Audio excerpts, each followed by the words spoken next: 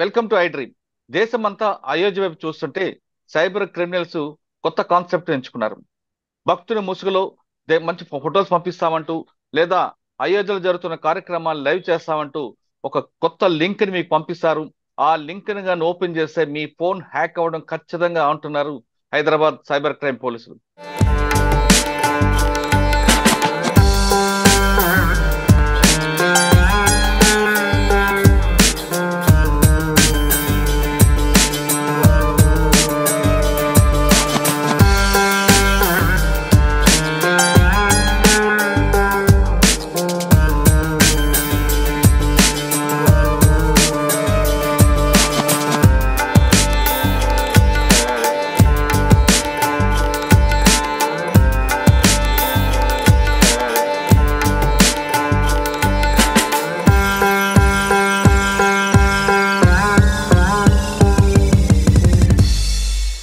అందులో వాస్తవం ఎంత, ఒకవేళ లింక్ వస్తే ఏం చేయాలనే విషయాన్ని మనతో మాట్లాడడానికి cyber crime expert Nallamothu Sridhar గారు ప్రస్తుతం మనతో లైవ్ లో ఉన్నారు. ఆయన అడిగి అటువంటి లింకులు వచ్చినప్పుడు ఏం చేయాలి, ఒకవేళ క్లిక్ చేస్తే ఎలాంటి పరిణామాలు ఎదురవుతాయనే విషయాన్ని శ్రీధర్ గారు తెలుసుకుందాం. శ్రీధర్ గారు నమస్తే అండి. నమస్తే మురళి గారు. సార్, ఇప్పుడు కొత్త అంటే ఇంతవరకు లోన్ యాప్ అంటూ లేదా ఓఎల్ఎక్స్ అంటూ లేదు మీకు లాటరీ తగిలిందంటూ రకరకాలుగా మోసాలు చేస్తున్న సైబర్ క్రిమినల్స్ ఇప్పుడు అయోధ్యను ఎంచుకున్నారు. అంటే ప్రపంచంలో పాటు ముఖ్యంగా మన భారతదేశంలో చాలా మంది రేపు 22 తారీఖు నాడు ఏం జరగబోతుంది, అయోధ్యలో సంబంధించిన ఫొటోస్ కానీ లైవ్స్ కానీ చూద్దామంటూ చాలా మంది ఇంట్రెస్ట్ చూపిస్తారు. దీన్ని ఒక క్యాప్చర్ గా చేసుకుంటూ ఒక లింక్ పంపుతున్నారు. కాబట్టి ఖచ్చితంగా అందరూ అలర్ట్ గా ఉండండి అంటూ హైదరాబాద్ సైబర్ క్రైమ్ పోలీసులు ముఖ్యంగా సిసిఎస్ సంబంధించిన వాళ్ళు ఒక వార్నింగ్ ఇస్తున్నారు. ఇది నిజంగానా లేదు ప్రజలకి అవేర్నెస్ తీసుకురావడానికి పోలీసులు చేస్తున్న ఉద్దేశమా? ఖచ్చితంగా మురళి గారు, ఖచ్చితంగా జరుగుతూ ఉంది. ముఖ్యంగా చెప్పాలంటే కనుక దేశవ్యాప్తంగా అయోధ్య గురించి బజ్ నడుస్తూ ఉంది కాబట్టి ప్రతి ఒక్కళ్ళు ఆసక్తిగా వేచి చూస్తూ ఉన్నారు. కాబట్టి దీన్ని ఆసరాగా చేసుకొని ఎప్పుడైనా సైబర్ క్రిమినల్స్ ఏం చేస్తుంటారంటే దేశంలో ఇప్పుడు ఏ ట్రెండ్ నడుస్తుంది ఆ ట్రెండ్కి తగ్గట్లుగా కొత్త వల ఎలా వేయాలి అని చెప్పేసి దాన్ని బేస్ చేసుకొని ఈ లింక్స్ క్రియేట్ చేయడం కావచ్చు, కొన్ని అప్పటికప్పుడు కొన్ని రోజులు ఎక్స్పైరీ లింక్స్ క్రియేట్ చేయడం చేస్తూ ఉంటారు. ఇప్పుడు అయోధ్యకు సంబంధించి చూస్తే కనుక 22వ తారీఖు ఈ లోపలే, అంటే రేపు ఇవాళ రేపట్లో నుంచి 22 తర్వాత కూడా ఒక లింక్ సర్క్యులేట్ అవుతూ ఉంటుంది.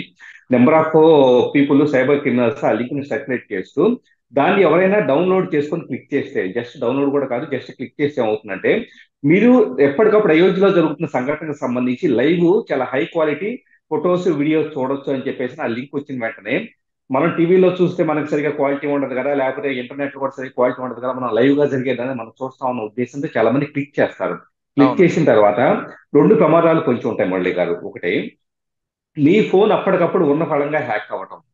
లింక్ క్లిక్ చేసిన వెంటనే స్క్రీన్ మీద పర్మిషన్స్ రకరకాలు మీకు తెలియని విధంగా యాక్సెప్ట్ కొట్టేయాల్సిన పరిస్థితి ఏర్పడుతూ ఉంటుంది.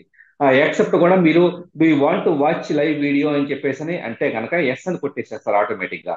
సో ఆ ఎస్ అని కొట్టినప్పుడు బ్యాక్గ్రౌండ్ లో ఏం జరుగుతుంది, ఆటోమేటిక్ గా ఆ అప్లికేషన్ మీ బ్యాక్గ్రౌండ్ లో సంథింగ్ యాక్టివిటీ చేయడానికి, స్పైయింగ్ చేయడానికి, కెమెరా దగ్గర నుంచి, మైక్రోఫోన్ దగ్గర నుంచి, స్టోరేజ్ దగ్గర నుంచి, జీపీఎస్ దగ్గర నుంచి ఎవ్రీథింగ్ యాక్సెస్ చేయడానికి మీరు పర్మిషన్ ఇచ్చినట్టుగా అవుతుంది.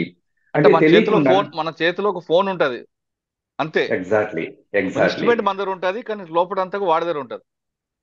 మీ చేతిలో ఫోన్ ఉంటే మీరు ఇది నా సొంతమో నేను మాత్రమే చూస్తున్నాను ఎలాగైతే ఫీల్ అవుతారో, అక్కడ మీరు కాదు చూస్తుంది, మీతో పాటు అక్కడ ఇంకో వ్యక్తి సైబర్ క్రిమినల్ వచ్చేటప్పటికి మీ ఫోన్ మొత్తాన్ని as it is cloned copy of your phone చూస్తూ ఉన్నట్లు లెక్క.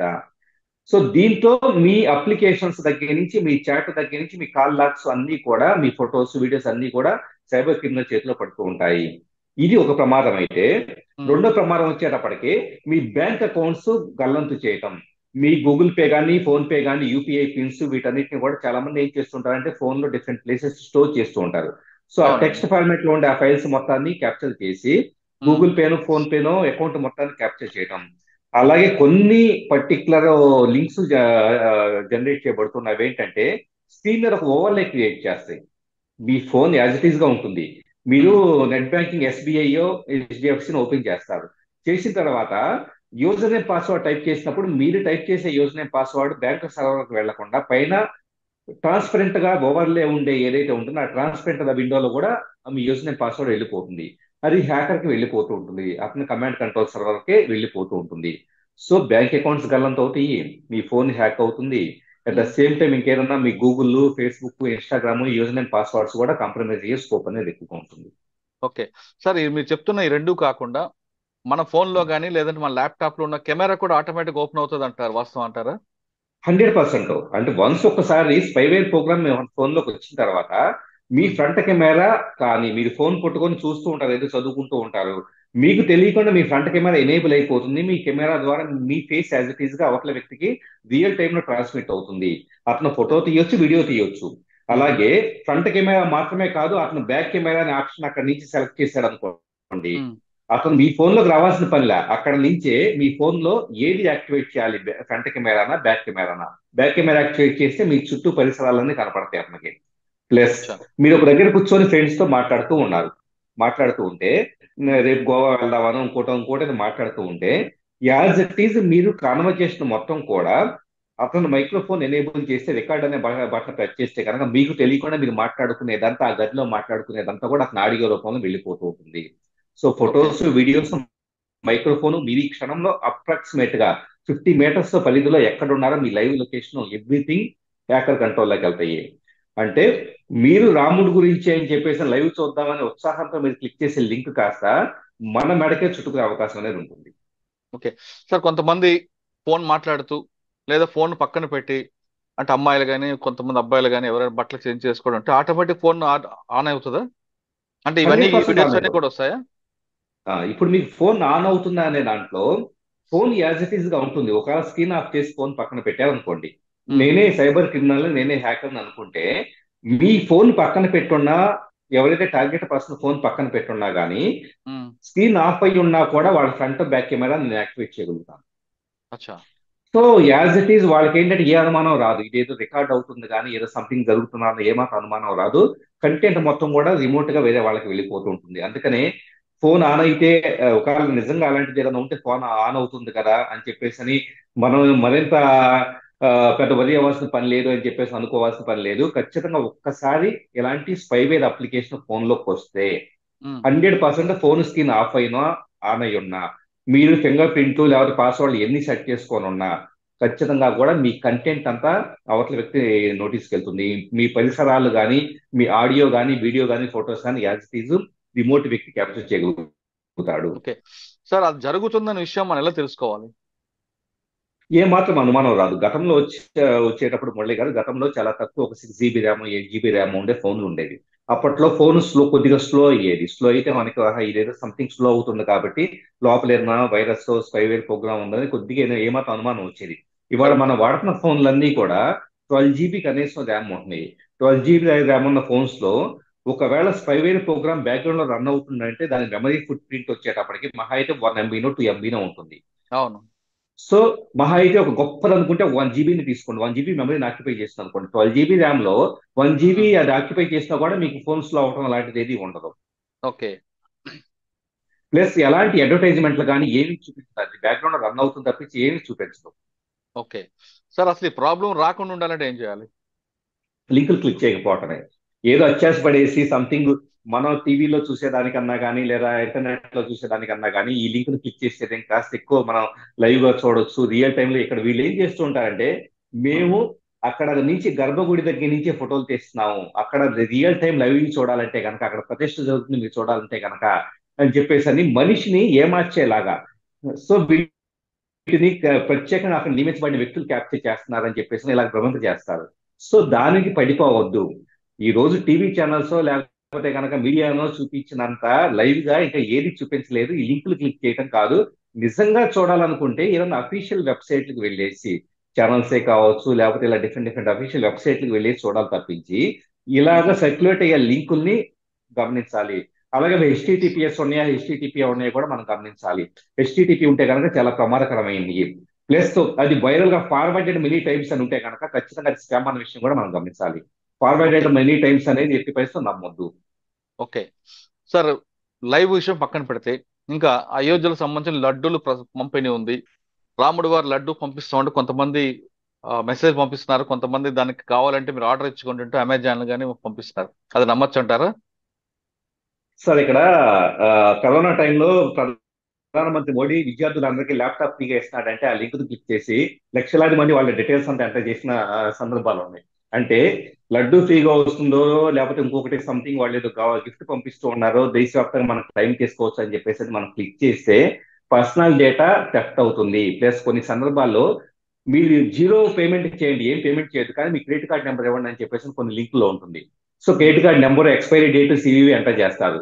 ఈ డేటాను బేస్ చేసుకొని మీ కార్డు మొత్తం క్లోన్ చేసేస్తారు. నేనేం పే చేయట్లేదు కదా అని మీ కార్డు ఎంత చేసేస్తారు.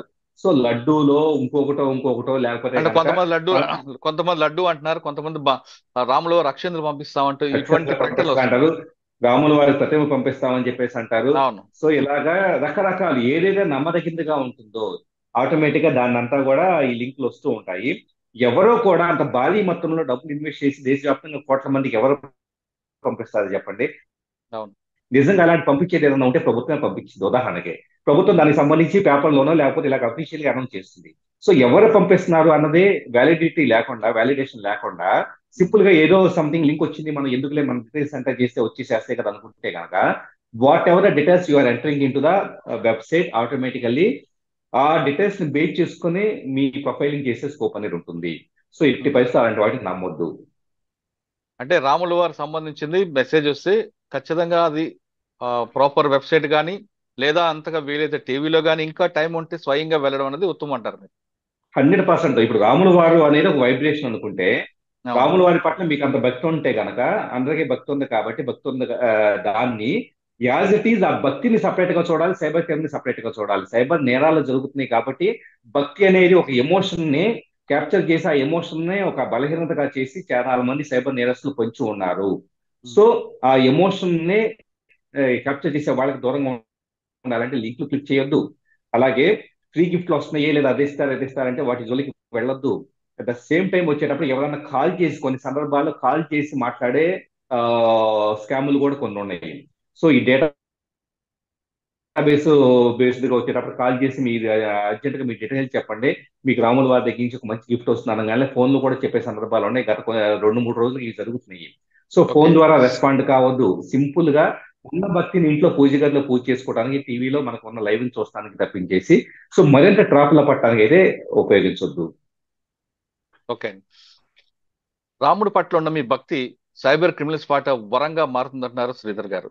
మనలో భక్తి ఉంటే ఆ భక్తికి అంత కేవలం దేవుడి గదులు ఉంచుకోండి, మీకు అంతగా టైం ఉంటే స్వయంగా వెళ్ళండి, కానీ వాళ్ళు చెప్పిన ఫోన్లు కానీ లింకులు కానీ పంపిస్తే మొత్తం మీకు జరగాల్సిన నష్టం చాలా భారీ స్థాయిలో ఉంటుందంటూ హెచ్చరిస్తున్నారు. ఖచ్చితంగా ఏ లింక్ పంపినా క్లిక్ చేయదు. ఒకవేళ క్లిక్ చేసే తర్వాత మీరు సైబర్ పోలీస్ పట్ల వెళ్లాల్సి వస్తున్న అవకాశం ఉంటుంది.